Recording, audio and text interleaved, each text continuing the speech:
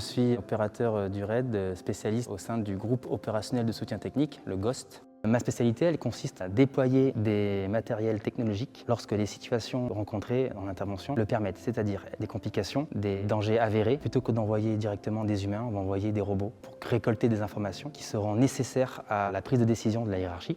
Le type de machine qu'on utilise, ce sera des drones volants, également des robots roulants et des moyens vidéo tels que des perches télescopiques, fibres endoscopiques. Chaque opérateur du GOST est en capacité de se repérer dans l'espace et de définir un plan de ce qu'il voit. Il visualise directement la configuration de la pièce, peut-être la localisation de l'individu, du danger.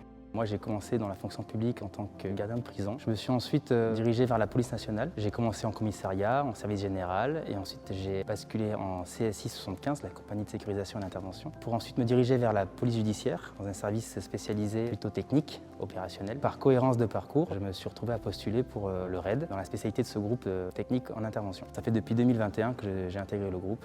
Ce qui m'a attiré dans un premier temps, c'est cet esprit d'unité qu'on retrouve. En fait, chaque personne apporte un élément, un regard en fait, propre à sa spécialité. Tout ça réuni tire le groupe vers le haut et le rend à toute épreuve en fait, finalement. Comme on dit chez nous, lorsque la machine est en marche et que les objectifs sont dressés, impossible de reculer en avance. Au niveau de la formation, donc du coup, on a passé la semaine de sélection commune au RAID. À l'issue de cela, on suit la formation sur 4 mois et demi à peu près, où on termine le tronc commun d'intervention. À l'issue de ça, nous avons 6 mois de probation où nous devons intégrer les groupes, mettre en application et restituer nos connaissances acquises. En moyenne, on dit qu'un opérateur commence à être indépendant au bout de 2 ans. Le quotidien, il se ponctue comment? Des entraînements, tactiques, physiques, propres spécialités. Chacun travaille sa spécialité, mais tout le monde travaille ensemble.